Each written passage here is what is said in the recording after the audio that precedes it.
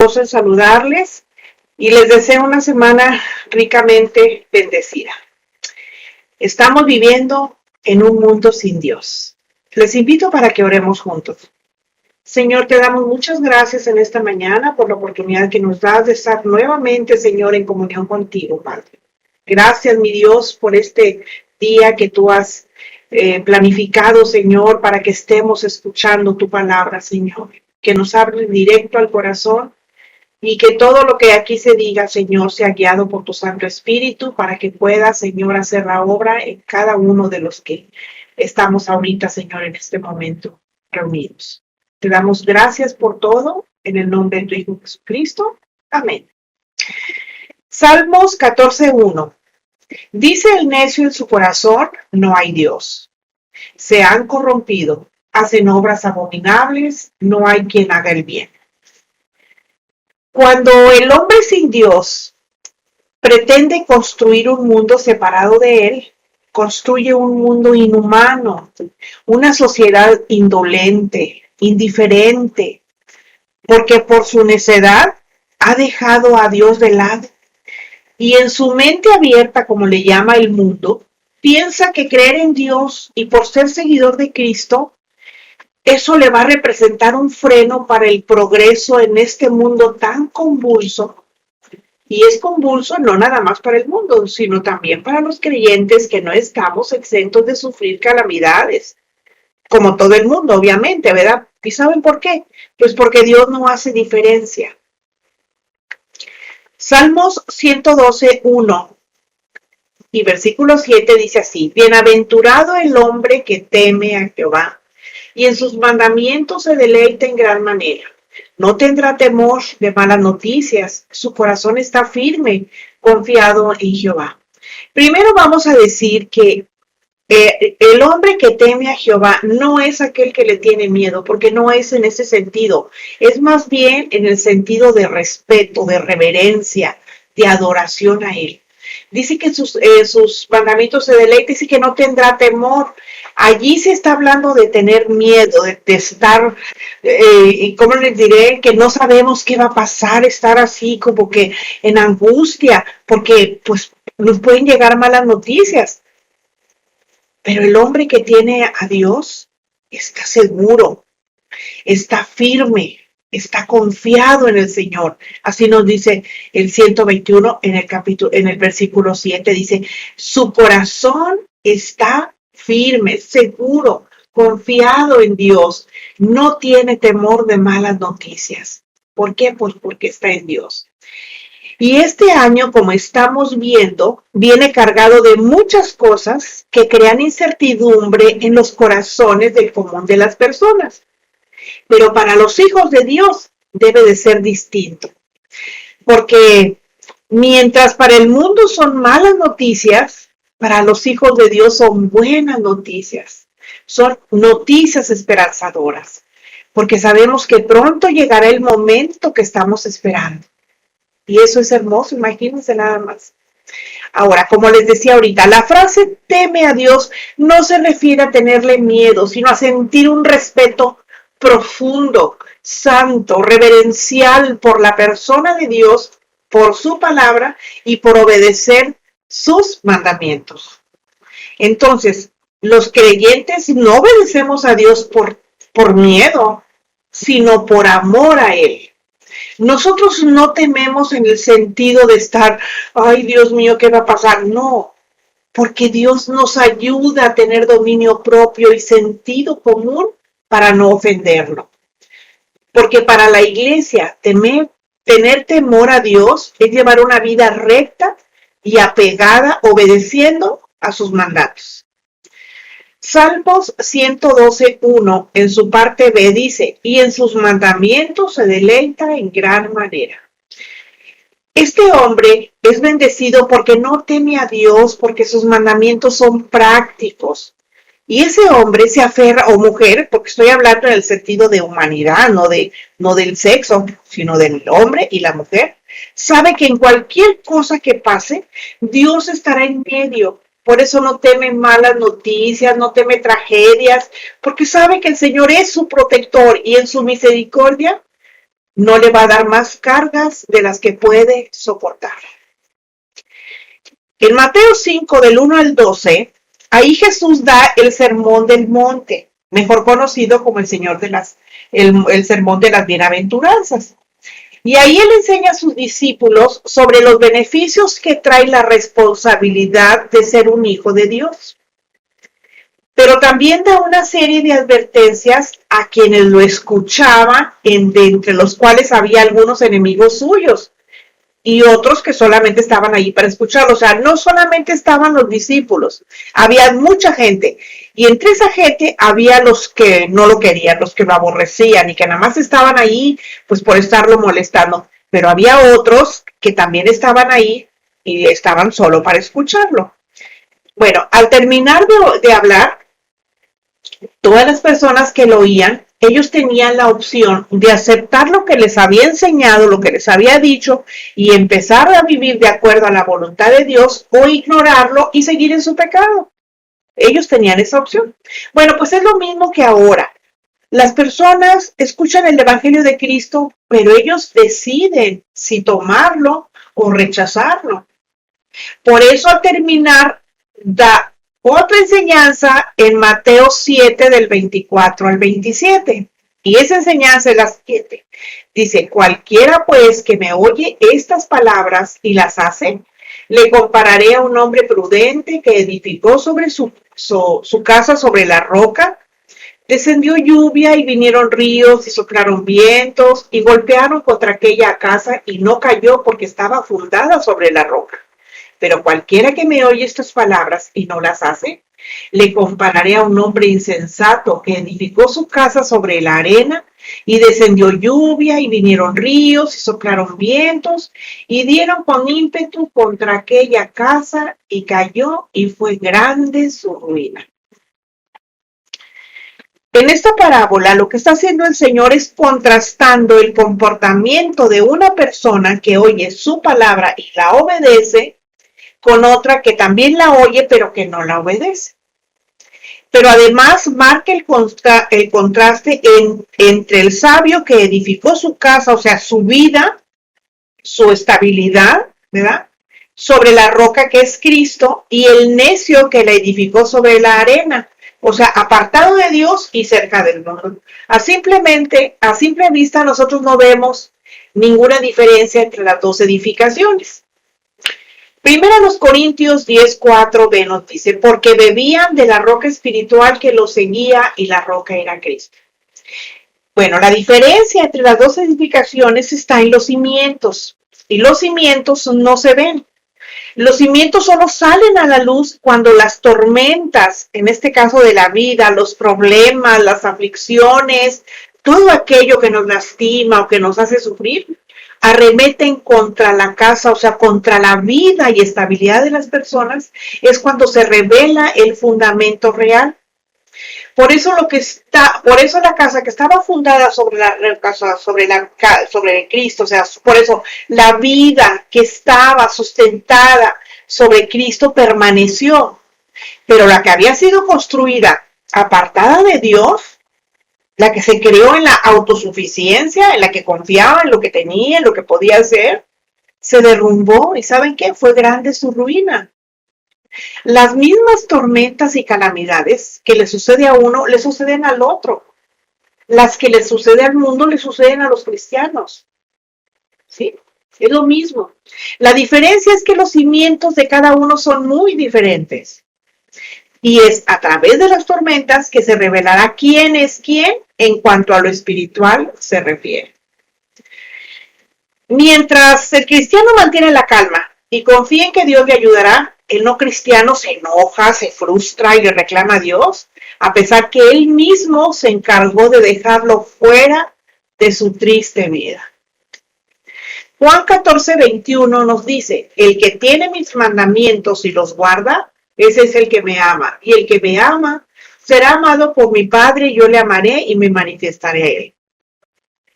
Jesús no espera que solamente digamos palabras bonitas y emocionantes acerca de él.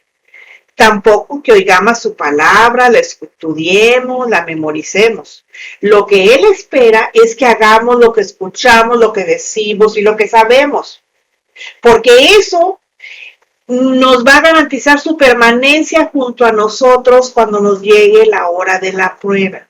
Acuérdense que Él se va a manifestar, y lo dice el texto, a quien guarde sus mandamientos, a quien esté cerca de Él. Si nosotros no estamos cerca de Él, en vano vamos a esperar que el Señor se manifieste a nosotros en la prueba, porque ni siquiera nos va a conocer. Bueno, Salmos 46 del 1 al 2 dice: Dios es nuestro amparo y fortaleza, nuestro pronto auxilio en las tribulaciones. Por tanto, no temeremos aunque la tierra sea removida y se traspasen los montes al corazón del mar.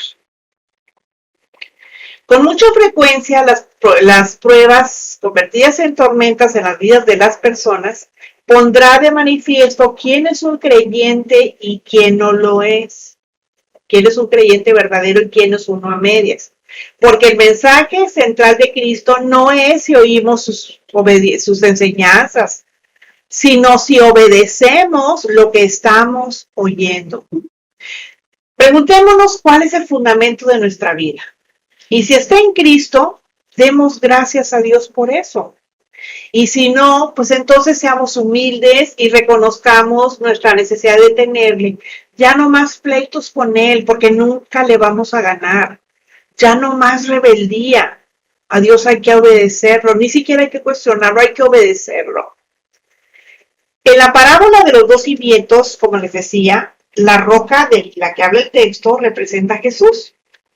Y lo que él estaba ofreciendo a través de su sermón era la clave para vivir una vida segura en el sentido espiritual.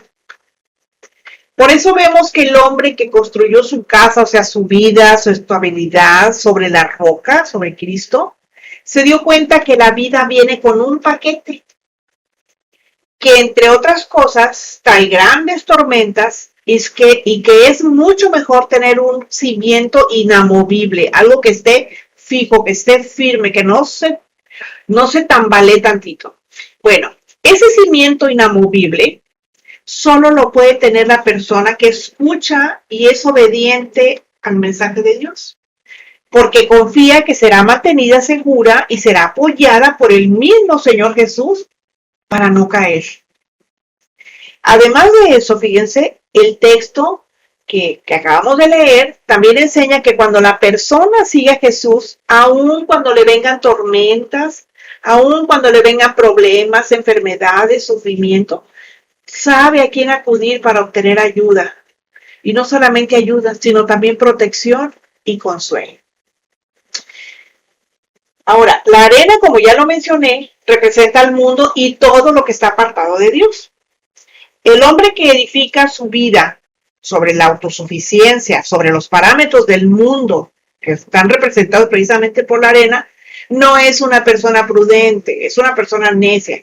Porque al rechazar a Cristo, quien es la roca, y optar por la arena, entonces está fundando su vida sobre un terreno inestable e inseguro. Y cuando le vienen las mismas tormentas que al prudente, no sabe a quién acudir en su necesidad. Y como pierde el rumbo, pues se hunde más. Cada vez que escuchamos el Evangelio, nos parecemos a quienes estuvieron escuchando a Jesús cuando dio el Sermón del Monte. Porque igual que ellos, nosotros también tenemos la opción de aceptar el mensaje, guardarlo en nuestro corazón y vivir de acuerdo a la enseñanza. O desoírlo, no obedecer y rechazarlo. Pero hoy las consecuencias siguen siendo las mismas de ese día. Preguntémonos entonces dónde está puesta nuestra fe y confianza. Nuestra vida, nuestra estabilidad, ¿está en la roca llamada Jesucristo o en la arena, en el mundo y apartado de Dios? Porque Cristo continúa ofreciendo oportunidades. Eso sí, créanme, son las últimas oportunidades para quienes decidan optar por construir su vida sobre Cristo, porque no hay otra opción. O rechazarlo definitivamente.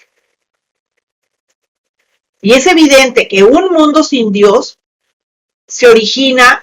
ha originado más bien el mundo caído en el que vivimos hoy.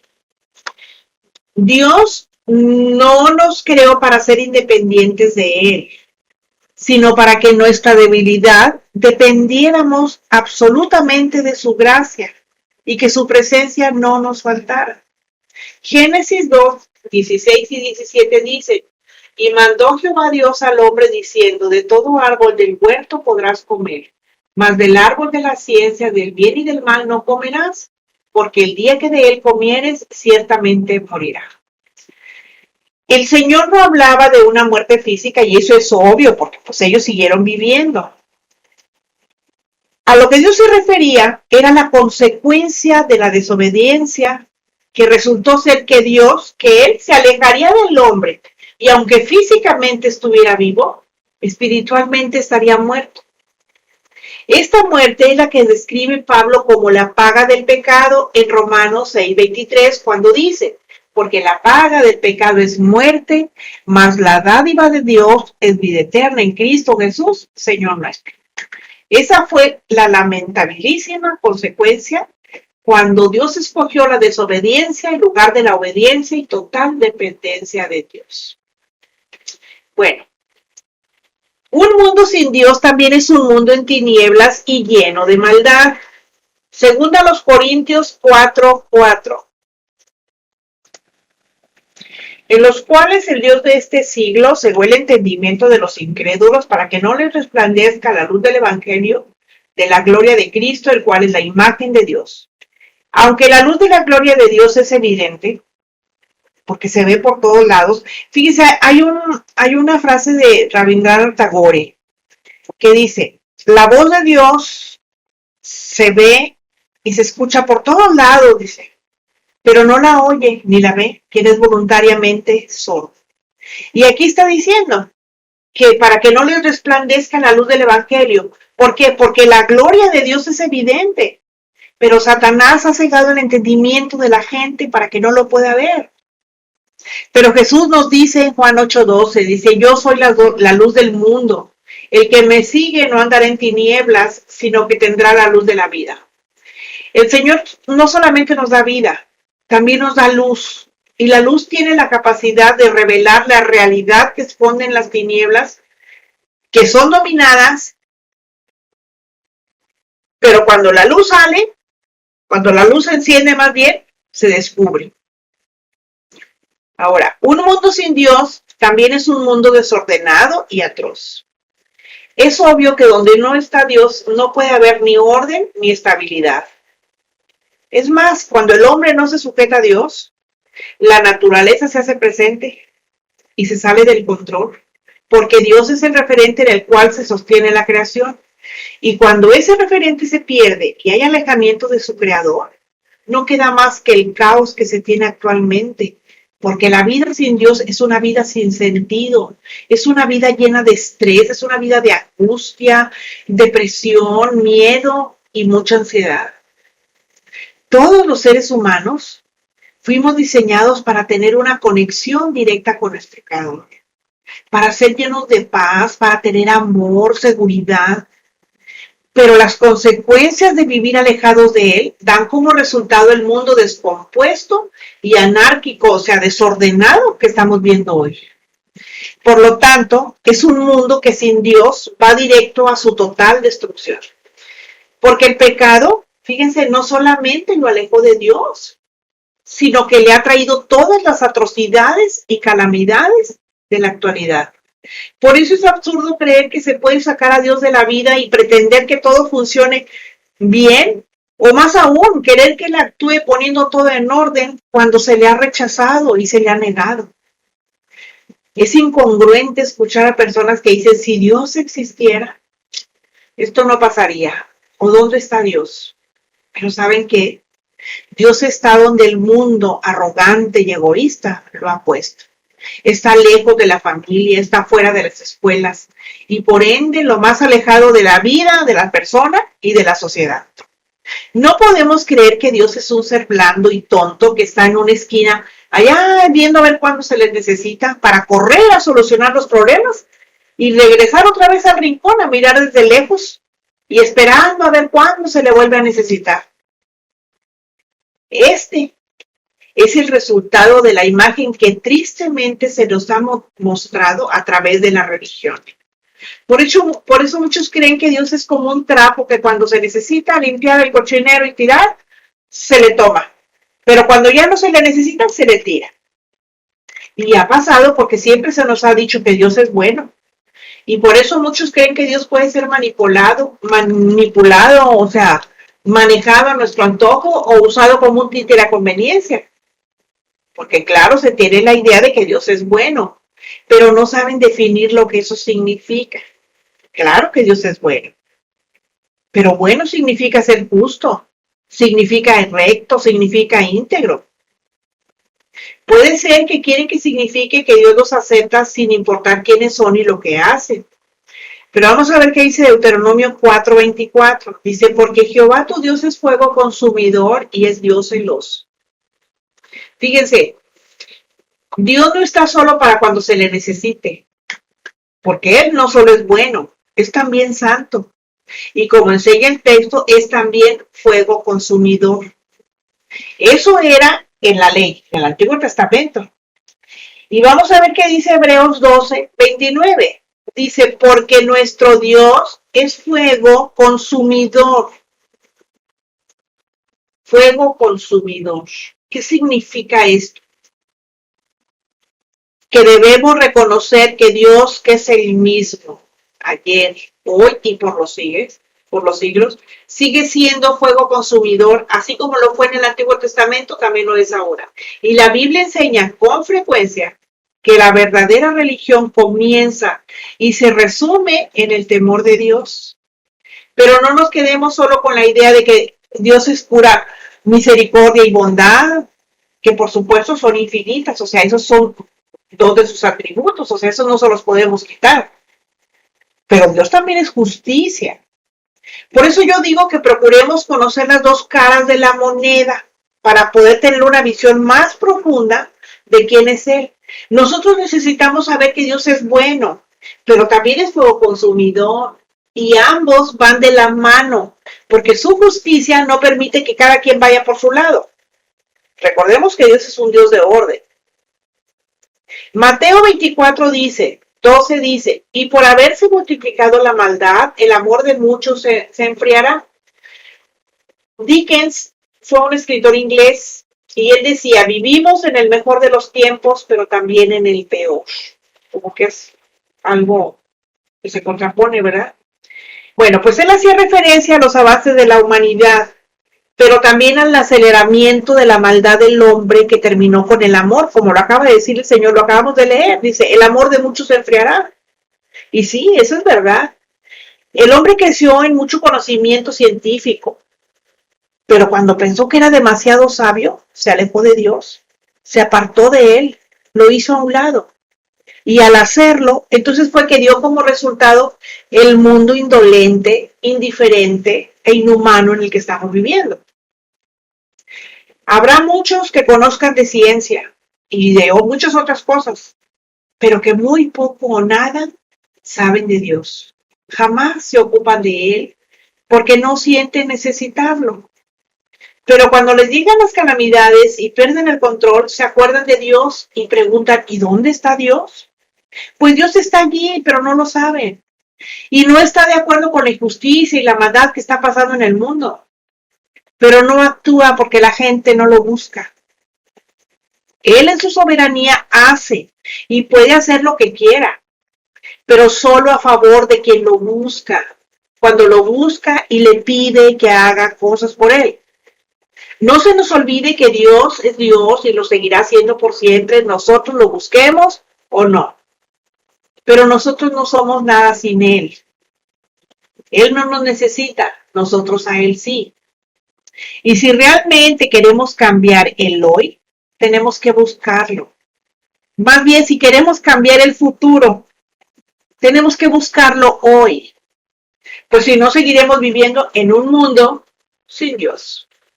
Porque hay que entender que el problema no son las calamidades. El problema es que Él sigue hablando, pero el mundo no lo escucha. Así que no solo te quejes ni escuches a la gente quejarse por lo que afecta a nuestra sociedad. Mejor hay que darnos cuenta y entender que el problema del mundo es un problema espiritual donde las personas sin Dios han contribuido a la descomposición social, a adaptarse a un mundo materialista que ha minimizado y aún suprimido la presencia de Dios en sus vidas, en sus hogares, en sus familias, en la sociedad. Y al hacerlo, ha creado el monstruo que vemos y que no nos gusta. Pero hay una esperanza. Dios en su infinito amor mandó a su Hijo Jesucristo para salvar del castigo eterno a todo aquel que en él crea y le reciba. Romanos 8:37 dice, antes en todas estas cosas somos más que vencedores por medio de aquel que nos ama. Y si tú aún no le has recibido, ten en cuenta que tu vida puede cambiar de manera radical si tienes a Dios en ella. Porque aunque Dios no nos garantiza la ausencia total de problemas, sí nos asegura que con Él podemos superarlos y salir más que vencedores. Prediquemos el Evangelio con nuestros hechos y cuando sea necesario, hablemos. Y recordemos que si la gracia que hemos recibido no nos ayuda a guardar las leyes de Dios, estamos siendo obedientes al diablo. Amén. Termina el estudio, empieza el servicio. Reconozcamos que lo que el mundo necesita es tener a Dios en su vida. Si te edificó, compártelo e invita a más personas a unirse al grupo y no olvides dejar tus comentarios. También puedes buscarme en YouTube como La Sierva de Jesucristo, donde les invito a que se suscriban y compartan para que más personas escuchen. Hasta la próxima, cuando volveremos a encontrarnos en nuestros jueves de estudio. Dios nos bendice.